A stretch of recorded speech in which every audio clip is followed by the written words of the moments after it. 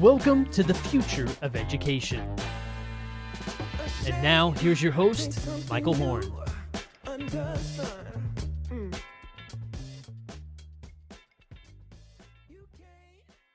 Welcome to the future of education. I'm Michael Horn, and you are joining the show where we are dedicated to creating a world in which all individuals can build their passions, fulfill their potential, and live lives of purpose. And to help us think through how we get there, today I'm delighted that we have a repeat guest. We don't always have repeat guests on the show, but Don Seufer is someone who I hold in very high regard, and so I'm just delighted to welcome him back. As a reminder, he's the CEO and co-founder of the National Microschooling Center.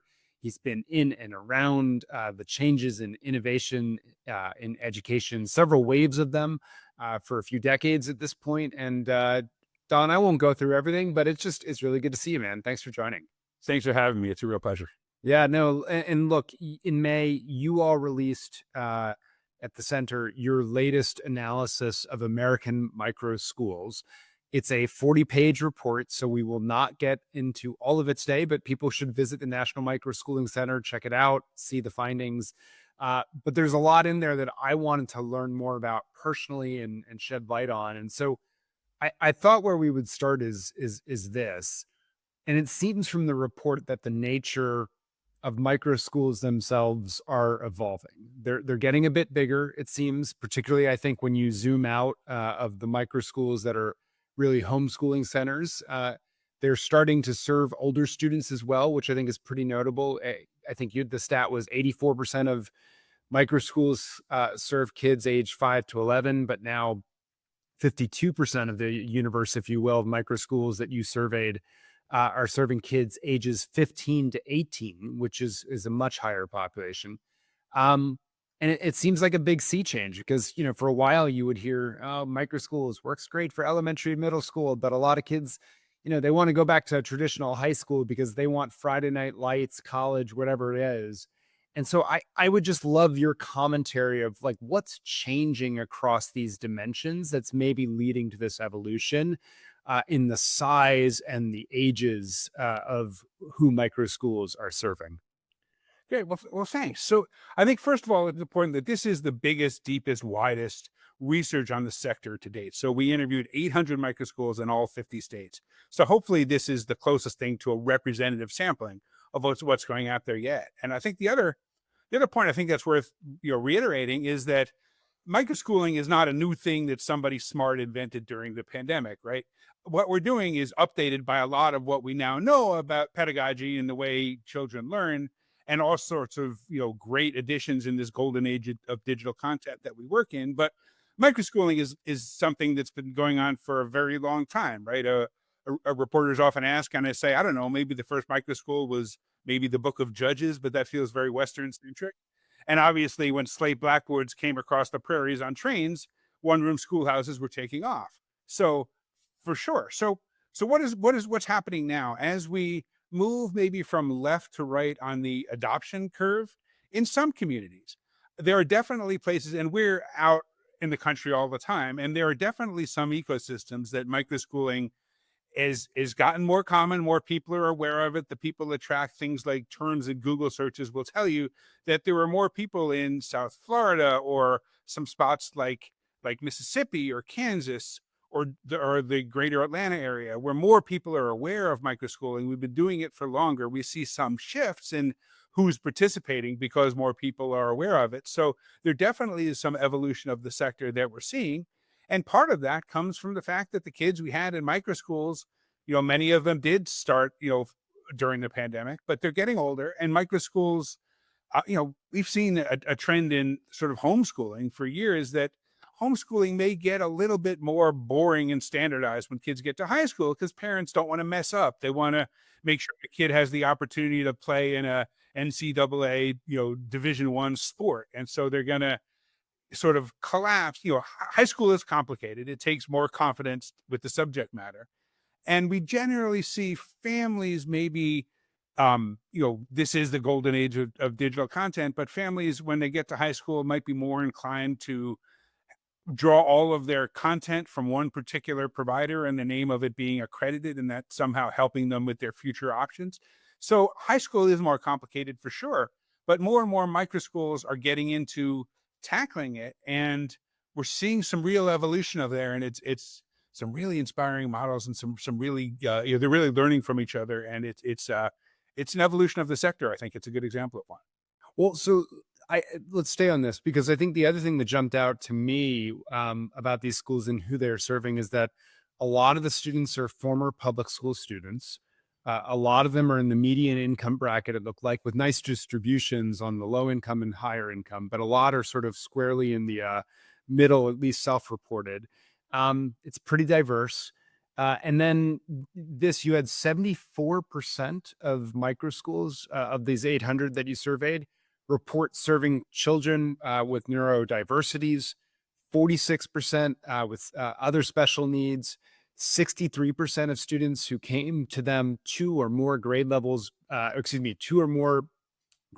below their quote unquote age, and 50% who've experienced emotional trauma.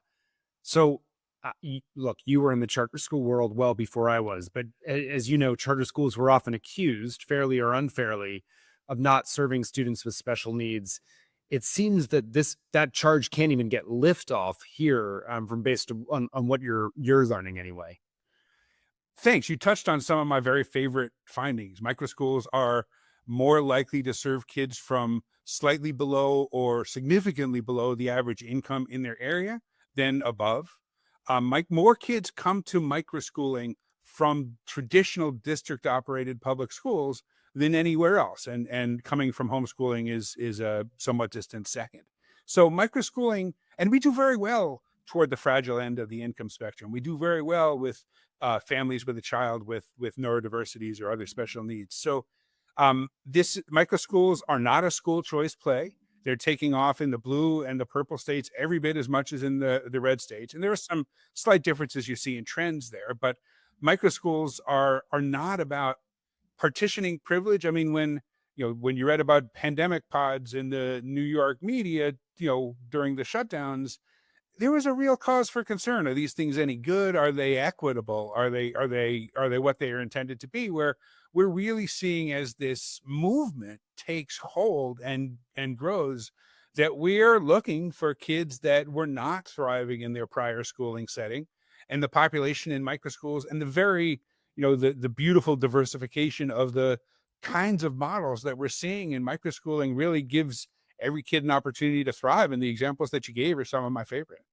Well, so stay on that because I actually didn't realize that, or I didn't pick it up from the report, which is that some of the trends might be different in the blue and purple states compared to the red. And I guess the reason I'd love you just spin that out a little bit more is the red states tend to be where the education savings accounts have passed for the most part, right? And we know that very progressive families actually take advantage of those and love them. So it's not really a political issue, but in terms of where the laws are and enabling some public funds to support microschooling, it's more in the red states, it seems to me. So how are the trends different? And I don't even know where they would be different in terms of who they're enrolling or scope of the schools. Like what does that look like that's different?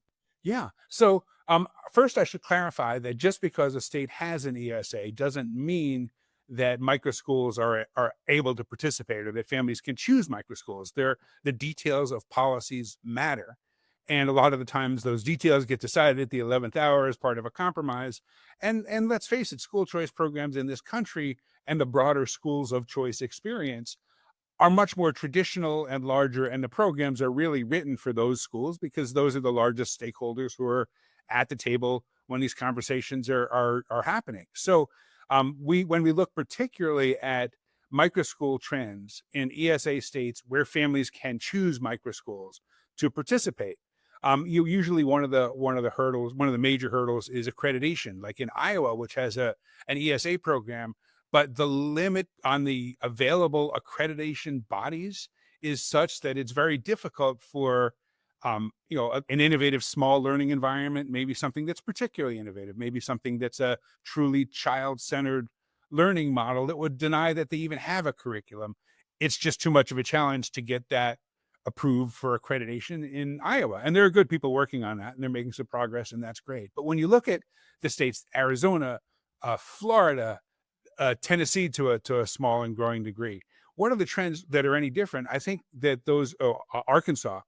Uh, I think that in a sense, some of those are going to be predictable. They if a micro school or any entity is required to take the state standardized test to participate, then that's a factor. And we see that in ESA states, micro schools are more likely to have maybe more standardized curricula, or the structure of the micro school is going, will include more norm or criterion referenced assessments than other states. I will point out, though, that we have plenty of micro schools that we heard from in the ESA states that do not choose to participate in the ESA program for various reasons, but including the hoops that they felt like they would need to jump through for compliance with the program's requirements were just not something that they wanted to do, and that they were able to serve the communities that they wanted to serve without being part of the ESA program. So that's part of it too. But we do see trends that a lot of them are quite similar, right? And we need to also accept that, let's face it, the cultural fabric of not every community is the same. And you don't need me to remind you that, the culture of a community in Maricopa County in Arizona is probably different than what we're going to find in Fort Myers Beach or the Gulf Coast of Florida, right? Because Floridians, right, or Arizonans, just different folks. And micro schools, really, like, nothing meaningful in education, as you know well, happens in a vacuum. And microschooling sectors evolve really in response to two major drivers: the local demand and interest in their community, and also the frameworks in which they need to operate in their state. And those, I think, really explain the major differences we see, along with many similarities in the trends in microschools in ESA states versus other states. That's interesting. So let's move to accreditation. That was something that was on my mind to ask. It seems like most of the schools in the sample are not accredited today, but interestingly enough, most of them would be interested in micro school friendly, and that's an important qualifier, micro school friendly accreditation. Why is that? Like, what's the underlying motivation for why they want the accreditation? Is it because they could, get some of those ESA dollars if that's a state requirement? And so they see the writing on the wall. It does seem like there's also a trend of more recent ESA states writing in these accreditation requirements, or is it something else entirely? So microschool leaders tell us that they're interested in accreditation for various reasons. And some of these are compliance with, again, to be eligible for the ESA program in their state, it might be required. So that is part of it for sure. But there are other reasons that leaders who, most of the time, we know that microschool leaders are experienced educators in other sectors, most commonly licensed public school educators. So they may see value in an accreditation process that can add a value add to their program that they can learn from. In this complicated world where, families have dual custody, and you might have one parent that's very interested in your microschool, but they have to sell it to other folks. So something that's convincing that shows it's a valid third-party accreditation is approval, a good housekeeping seal of approval is a value. And in other states, we have, regulatory pressure is such that Mississippi is a good example of a state that the Department of Children and Services that oversees childcare programs tells you that they will not hassle you if you can show accreditation as an elementary or secondary school. And companies like, frankly, Google for Education is one that will only make their tools available to an accredited microschool, which is something that hopefully the market is going to fix. But these are all sort of different reasons than just regulatory compliance. Wow, with the that's rules. crazy. I didn't know that. So Google literally, it's like a require, because they want to give these tools away for free to schools, and they're like, so if you're accredited, we know you're a school. Is that the sort of simple-minded idea? And I don't think it's a slight deliberately to microschooling. They just need to know who it is that they're working with. Right. So it's an easy way to just sort of check that box, I guess. That's right. I mean, in so many places, people don't want to get in the business of deciding if an entity is any good or not. So they just make a natural deferral to accreditation because it's sort of been the gatekeeper standard in this country for factory education for a long time. Interesting. All right. So I want to talk business model next for what you're learning around microschools. Median tuition, as I understand it from the report, is $6,500 in currently operating microschools. The average or the mean cost is about $8,100. These seem pretty affordable, Don. They're priced around the level of ESAs in many cases also. But I'm just sort of curious, is that a coincidence? Is it strategic? It does seem from your survey data, though, that I'll point out that a lot of folks are actually still paying for these schools out of pocket and not using ESA dollars. So help us understand pricing and how maybe it is or isn't changing from past instantiations of the survey. Yeah. So, um, obviously, micro school founders want to have their seats full, and so many micro school founders are highly interested in serving the kids who need them most. So, I really don't know if I could name a single micro school that charges full freight of tuition to every single family that they serve. Most micro schools are still on mostly a tuition based model. And, again, we're starting to see some innovation. I mean, our own micro school was a public-private partnership where we got taxpayer dollars from a city's appropriation, and operated in a library and rec centers that have government funding that can bring new resources into a micro school. And sometimes YMCAs and Boys and Girls Clubs and community nonprofits will be partners in the micro school so that there are resources that are available that can help the founder not have to rely exclusively on families' tuition because they don't want to be in the business of partitioning out privilege. They want to give these opportunities as broadly as they can. But on the other hand, micro schools, I would say, are in terms of the productivity of the sectors, the way that they are measured, public education in this country has a relatively low rate of productivity, which includes both how much you spend and how much you achieve by your own metrics, where micro schools tend to spend a lot less. You're right. The median cost to educate one child in a micro school is $6,500. And, there's so much that goes into that, right? If you have more kids in your micro school in May than you did in September, the number of kids goes into the denominator, and it's hard to necessarily always track. But we always encourage micro schools to keep track of that particular number. Some micro schools will not require everybody to be on a full-time schedule. That some micro schools, especially if you're serving families that follow the homeschool requirements in your state. And again, many of those families are not going to be traditional homeschool families. They're going to come from much more traditional learning settings like public, district operated schools. But if you can give families those flexibilities, that can, then your tuition can be prorated. And we've seen, a kid coming 2 days a week and the parent renting an apartment closer to the micro school, and what they save on gas lets them afford a third day a week in the micro school. That's not atypical for what's happening. So again, it's a response to what's in the community, what's available in the community, and what the resources are, and and being scrappy on both sides of the financial ledger so that this can be a good, viable product that meets families' needs, but that's also affordable to the families, is one of the ways we're seeing the sector evolve, I think, for sure. Well, it's interesting. And it touches on something I've long been concerned about, as you know, which is the sustainability of these models. Like, will micro school be there in 5, 10 years? And to be clear, some folks have told me that we for that to really happen, we actually need to get certain schools up to maybe 50, 55 kids for it to really be sustainable. And on that, though, it seems like you have interesting data around founders taking salaries, that a quarter are not actually taking salaries. But the average, even in counting for that, is around $50,000.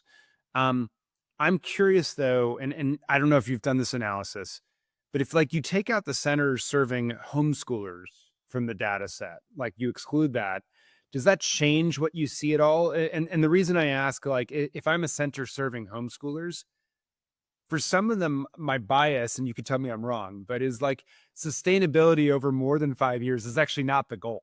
They just maybe wanted to do it for a few years, maybe their own kids, personal mission, whatever, and then they're going to keep on moving. But maybe there's other schools that feel, micro schools that feel more like we're trying to create something sustainable here for the longer run. And my guess is that the founder's behavior might look different there in terms of salary. Do I take it? Dollar amount, maybe number of kids they even serve and stuff like that. Do you see any difference along those lines? Yeah. I mean, such a panoramic scope of things that come into play here, for sure. You're right. More than a quarter of micro school founders don't take a tuition.